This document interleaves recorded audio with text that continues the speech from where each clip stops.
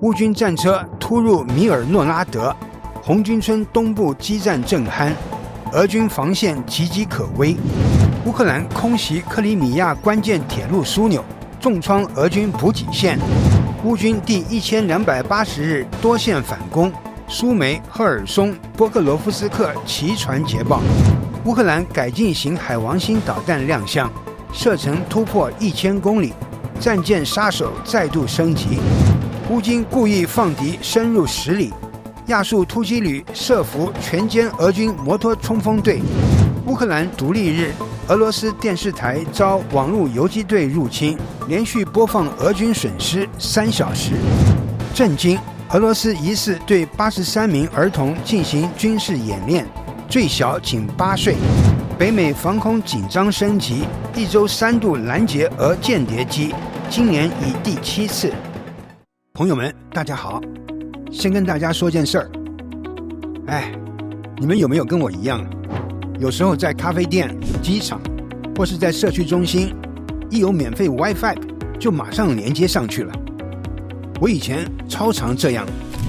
边喝咖啡边看新闻，还跟朋友视讯聊天，觉得超方便。结果后来才知道，很多免费 WiFi 根本没有加密，骇客要偷看我的账号密码，可能20分钟就搞定了。想想我之前的行为，真的太大胆了。所以我后来就开始用了 Surfshark VPN， 它就像帮你上网的时候披了一件隐形斗篷。不管是咖啡店、饭店，还是有公共 WiFi 的场所，资料都是加密的，别人看不到你在干嘛。它还会自动挡掉那些钓鱼网站跟恶意连结，特别是针对中老年族群的诈骗，直接就帮你滤掉了，非常棒。重点是它还有中文界面，都是1键连线，就算我爸妈也能用得很顺，速度快，不限装置数量，我的手机、电脑、平板一起开都没问题。以前我也试过免费 VPN， 但很多都是偷偷收集我们用户的个人资料拿去卖，超不安心。 Surfshark 不会，而且还通过了第三方的验证，这点我觉得很加分。所以啦，如果你跟我一样经常在外面会用到免费的 WiFi 上网时，还是得保护一下自己。现在就可以点击我视频下方的连结 surfshark.com/war room， 或输入优惠码 war room， 就能多送你4个月服务。我自己用的是真的觉得很安心又方便，真的，你们也可以试试看。好，现在开始我们今天的新闻报道。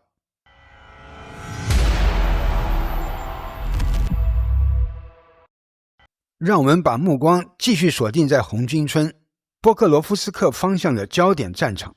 最新战况显示，乌克兰正大举向东部战略要地米尔诺拉德发起猛攻。据德媒图片报报道，当地时间8月25日前后，乌军第225突击团突然出击，多辆布雷德利战车加入激战，目标直指俄军的防御阵地。前线画面显示，乌军战车连续攻击多个俄军据点，并强行拔除了敌军的火力点。通过地理定位确认，乌克兰方面已重新夺回米尔诺拉德的大部分地区，但俄军并未坐以待毙，正在拼死反扑。分析认为，红军村一带的战事仍在焦灼，但大方向上乌军已经逐步稳住局势。西方情报也证实，乌克兰几乎完全收复了波克罗夫斯克城的失地。与此同时，俄方却仍坚称没有失败，甚至声称将在红军村取得重大突破。然而，自从这轮攻势打响以来，俄军不但没能快速拿下阵地，反而不断遭到乌军的猛烈反击。更值得注意的是，这些反击行动还得到了俄罗斯反对派武装的配合。在顿涅茨克托尔斯泰附近，隶属于俄3大反对军之一的志愿兵团联手乌克兰特种部队，对俄阵地展开猛攻。战场视频显示，无人机与坦克同时出击，俄军无线电设备被摧毁，16名俄军士兵被俘，外加数十支枪械落入乌军之手。要知道，这些反对军早先还曾深入俄罗斯本土，打到过别尔哥罗德和库尔斯克，如今他们转战顿涅茨克，显然令俄军的压力倍增。更惊险的战况还出现在南线，乌克兰小股 SRG 侦察破坏小组再次渗入赫尔松，突入长达60公里，一度抵定斯卡多夫斯克。虽然具体细节仍不明朗，但这已是乌军在赫尔松方向多次实施突袭。红军村的正面攻防，反对派的暗中助力，南线的深入突击，三股力量正在同时撕开俄军的防线。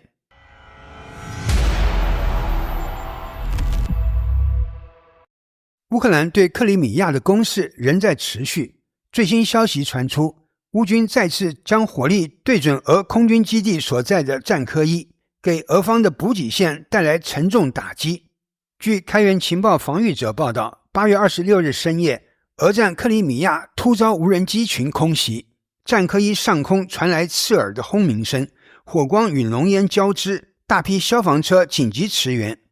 这次袭击直指铁路系统，俄军重要的后勤枢纽遭到重创，带来附近的变电站也被点燃。画面中，铁轨熊熊燃烧，几列火车疑似被波及，其中可能包括油罐列车。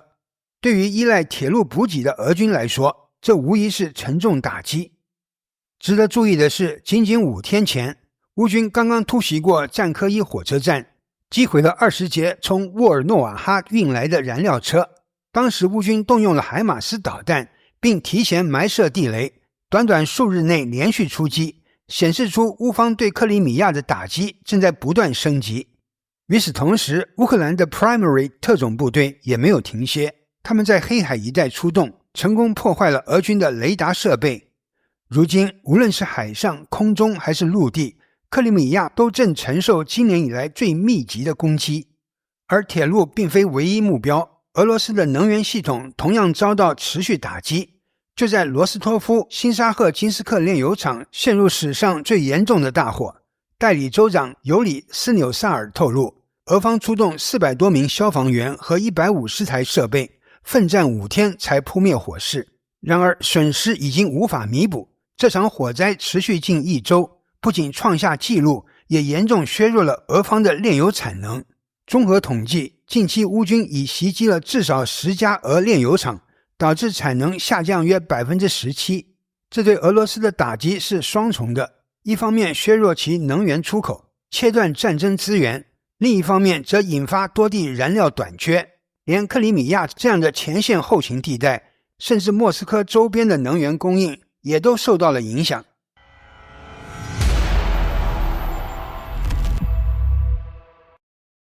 2025年8月26日，俄乌战争进入第1280天，苏梅前线传来最新战报。乌克兰军事观察员马绍维茨透露，乌军在安德列卡以北发起反攻，正向佐洛塔里夫斯基保护区推进。此前在8月24日与25日，俄军连续进攻苏梅州北部和库尔斯克一带，但很快遭到乌军在别兹萨利夫卡与安德列卡至奥列克西夫卡方向的反击。为了弥补损失，俄军指挥部被迫将第20摩步团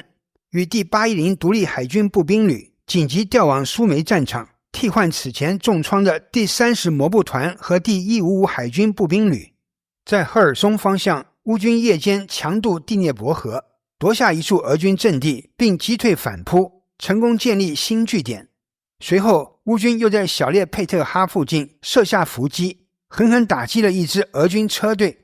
波克罗夫斯克前线同样捷报频传，以第79空中突击旅为主力的乌军，通过一次突击行动，突入到米尔内定居点郊区，距前线仅 4.4 公里，解放约 3.42 平方公里的区域，还俘虏了5名俄军。与此同时，乌军完成了对波克罗夫斯克市周边的清理，并在南部外围筑起新的防御阵地。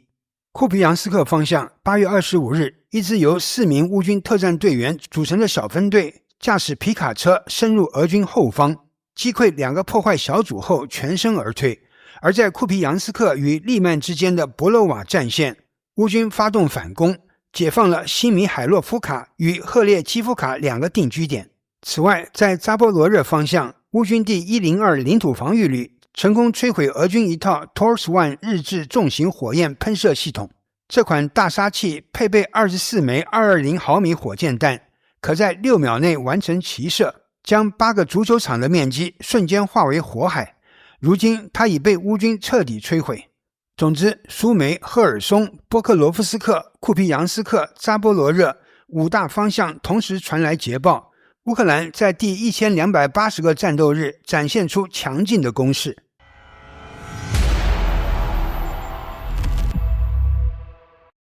8月25日消息，乌克兰改进型的 R360 海王星巡航导弹首次亮相，射程增至1000公里，采用长度超6米、直径50厘米的加粗加长弹体，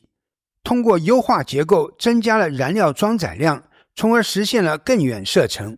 乌克兰军方消息人士称，尽管早在2023年11月就已得知该导弹的研制情况，但尚未公开任何图像。有关该导弹的视频首次出现在乌克兰官方国防门户网站上。在这段视频中，该导弹与其他乌克兰武器样品一起进行了演示。升级版的海王星不仅有过2发击沉俄罗斯莫斯科号导弹巡洋舰的战绩，且在历次行动中从未让人失望过，被誉为战舰杀手。我们认为其足以跻身世界10大最优秀反舰导弹之列。升级后的车载移动版能够在几分钟内完成发射与转移。此前在8月22日，乌克兰媒体公布了火烈鸟远程巡航导弹的试射画面，该导弹已成功通过实战测试，弹头重1150公斤，射程3000公里，可打击俄罗斯全境，威胁莫斯科等关键目标。据报道，泽连斯基要求年内生产1000枚火烈鸟巡航导弹。乌克兰目前拥有花样繁多的导弹与巡航导弹，形成了远、中、近3层打击力量，但用的很少，外界纷纷猜测是在憋大招。此外，乌克兰官方宣布，截至目前已收到120个国家约1500万人次捐款，总额约3120亿美元。泽连斯基表示，每月欧盟会提供10亿美元用于购买美国武器。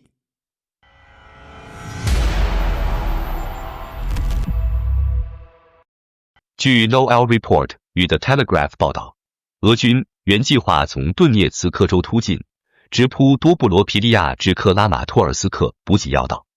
然而，乌军提前掌握情资，精心设下陷阱，结果不仅粉碎了俄军攻势，还反手收复失土，让俄方损兵折将。消息称，8月11日，俄军尝试向顿涅茨克区域推进约10公里，但乌军保持沉默，待第二天便从哈尔科夫调来亚速突击旅，直接将突入的俄军包夹在阵中。短短3天内，乌军便收复6个村庄，并宣称歼敌385人，击毁37辆军车、1辆装甲战车及1辆坦克。在激战中，俄军甚至动员摩托车、越野机车与机踏车发动自杀式冲锋，试图突破乌军火力网，但最终全被乌军无人机锁定击杀。前英国皇家陆战队员、现役亚速旅士兵皮纳直言，前线已变成无人机铁幕，俄军无处遁形。更讽刺的是，此役正值乌军轮换兵力，本有可能出现防线空隙，但亚速突击旅凭借军团级指挥架构，快速调度兵力封堵缺口，令俄方突击彻底失败。另据 Noel Report 披露，乌克兰第225突击旅近日出动美制布莱德利步兵战车，在顿涅茨克州米尔诺赫拉德方向对俄军发起凌厉攻势。前线画面显示，乌军不仅在多个战场对俄军造成重创，还成功收复部分失地。在扎波罗热州，乌克兰空军一架战机对斯捷普诺希尔斯克的俄军突击小组投下500磅级 JDAM-12 滑翔炸弹，精准命中目标，造成严重伤亡。与此同时，乌克兰情报总局 HUR 与第3突击军联合出击，突袭顿涅茨克的辛哈伊利夫卡。俄军猝不及防，约1个连被歼灭，被迫紧急调动预备队，最终该地彻底被乌军收复。乌克兰军媒 Military 8月25日最新报道指出，根据研究员 Kyle 公布的卫星图像显示，一列被乌克兰无人机摧毁的俄罗斯燃油列车被迫停在铁路上，直接阻挡了俄军在扎波罗热地区的唯一一条铁路运输线路，严重影响俄军后勤补给。此外，网络军文媒体 Noel Reports 25日消息披露，一架乌克兰苏凯27战机对位于红军城方向科特林工业区的俄罗斯突击队发动攻击，现场浓烟弥漫，火光冲天。同日，乌克兰第102领土防卫旅在扎波罗热前线成功摧毁了一辆俄罗斯 TOS 一烈日重型火箭炮，这一战术行动打击了俄军的重型火力支援能力。另外，反普京政府的俄罗斯志愿军联合乌克兰国防部情报总局特种部队，在顿涅茨克附近展开联合行动。在轰炸机、无人机、坦克及其他协同装备的支援下，作战小组共缴获34支步枪、多部无线电设备，并俘获16名俄军士兵，取得战术性胜利。这一连串列动不仅令俄军措手不及，也显示乌军正在前线逐步掌握主动权。随着反攻不断推进，东线战局或将迎来新的转折点。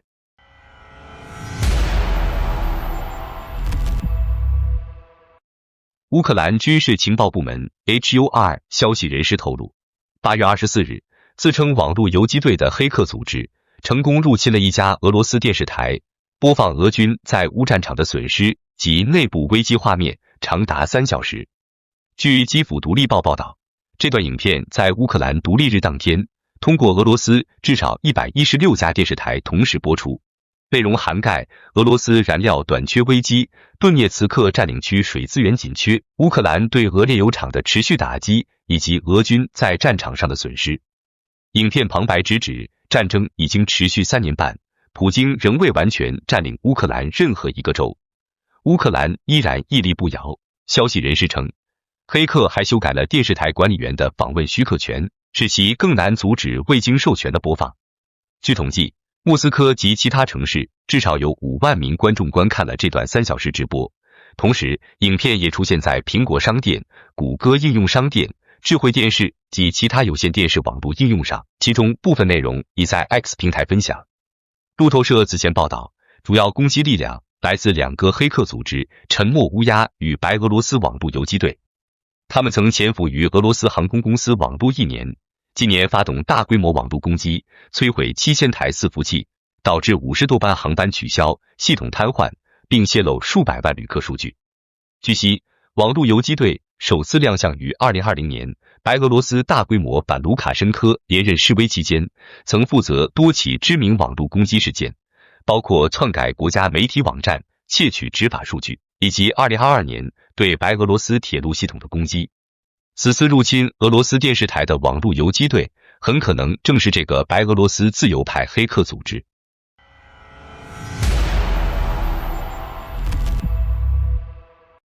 俄罗斯对青少年儿童的军事训练一直备受国际争议，而近期类似事件再次在罗斯托夫发生。据报道，83名儿童在顿河沿岸参与了军事演练。路透社指出，这些儿童年龄在8至17岁之间，教官均来自前线的俄罗斯军队。从现场画面来看，孩子们在沙地和水中匍匐训练，有模有样的学习手榴弹投掷技巧，并练习使用枪支、使用假弹。其中最小的孩子仅8岁，来自哥萨克少年军校。接受采访时，儿童们表示，他们希望将自己的未来与军队紧密联系，愿意忠于事业，直至生命终点。实际上，这并非俄方首次被曝对青少年进行军事训练，类似情况曾在俄战区多次发生。自去年以来，无论在乌克兰东部还是克里米亚，外界便传出俄军对占领地儿童进行军训的报道。英国《泰晤士报》披露，莫斯科方面甚至正在强制要求俄战区儿童在年满18岁后加入俄军。据估计，涉及人数约 3.5 万，意味着他们可能被迫面对与自己祖国作战的境地。对此，俄方予以否认，并不承认在乌克兰领土上掳走儿童。然而，这并未打消国际社会的质疑。在多轮俄乌和谈中，让乌克兰儿童回家已被列入谈判议题，类似于战俘交换的方式，也是会谈为数不多的成果之一。在最新一轮的俘虏交换中，人们发现了乌克兰的一位著名人物——赫尔松市前市长弗拉基米尔·米科拉延科。他自2022年4月18日俄乌战事爆发之初便被俄军囚禁，至今已有3年多。原本米科拉延科本次换俘行动中应能被释放，但他主动将机会让给了一名重伤士兵。3年过去，他的容貌已有明显变化，可想而知其囚禁期间所经历的艰苦生活。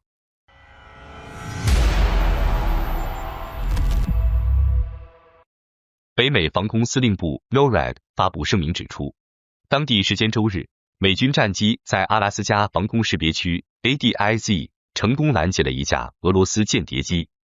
过去1周内，俄空军已3度侵扰美国临近空域，此举被外界解读为对两国敏感神经的挑衅。据美国广播公司8月24日报道，北美防空司令部 NORAD 声明称，当时出动了一架E3哨兵空中预警机、2架 F-16战机以及2架 KC-135同温层空中加油机，对一架俄罗斯伊留申20侦察监视机进行了拦截及目标辨识。NORAD 强调，俄罗斯伊留申20始终位于国际空域，并未进入美国或加拿大领空。声明指出，俄罗斯飞机在阿拉斯加 ADIZ 的活动是常见现象，不被视为威胁。NORAD 解释 ，ADIZ 是主权领空之外的国际空域，基于国家安全需要，所有飞机都必须在此接受辨识。统计数据显示，周日事件标志着俄罗斯飞机今年第7次进入 ADIZ。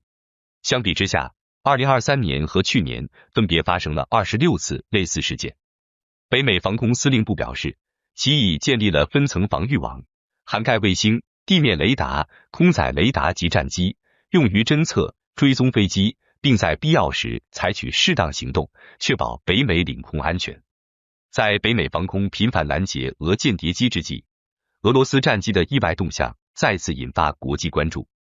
有网传消息称，一架俄罗斯战机于当地时间8月24日清晨突然出现在亚美尼亚首都埃里温街头，撞上道路中的金属栏杆后停止移动。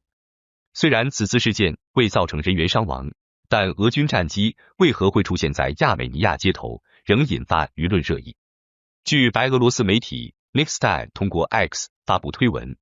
，25日清晨2点15分，一架疑似俄罗斯米格系列战斗机的军机突然出现在埃里温街头，先后撞断当地电线杆与地面围栏，最终停在大街上。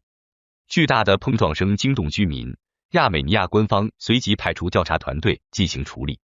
X 推主 Hunter UA 补充称，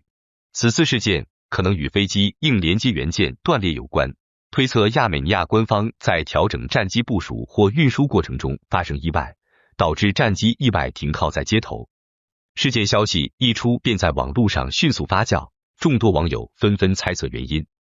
有网友调侃，这里可不是停车的地方啊，兄弟，质疑飞行员可能喝茫了，误飞至亚美尼亚街头停机。也有网友夸赞围栏质量，被战机撞了都没断，看来非常坚固呢。然而，也有网友提出严肃质疑，俄罗斯目前与亚美尼亚并无军事冲突，俄军战机飞往亚美尼亚究竟意欲何为？有人推测，这可能是俄罗斯通过军机行动与伊朗互动，进一步加强两国联系的一种信号。由此可见，无论是在北美空域的侦察对峙，还是在亚美尼亚街头的意外现身，俄罗斯军机近期的动态都在不断吸引国际社会的目光，彰显其在全球范围内的军事活动仍充满不确定性。好的，感谢您一口气看到最后了，这是对我们最大的鼓励和支持。要看最全面、最及时准确的战场热点报道更新，就请每日锁定新冷战情势。如果您喜欢我们的节目，也请您点赞、留言、订阅，把视频分享出去，让更多的人看到这个节目。想要赞助我们的朋友，可以打开超级感谢打赏赞助，帮助我们能持续做出更多好节目。谢谢大家。